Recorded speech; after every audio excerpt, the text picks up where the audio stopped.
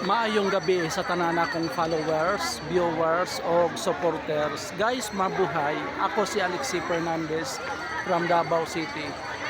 Guys, mao ni siya ang giant Christmas tree din sa City Hall of Davao.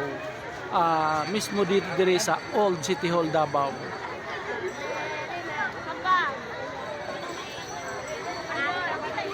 That is the Old City Hall Davao. Daming tao. So gina-invite nako tanang followers nako, viewers, supporters, taga Davao ka man, Panabo, Carmen, Tagum, Digos, Torel, Kalinan. Basta nalang ka sa Southern Mindanao area.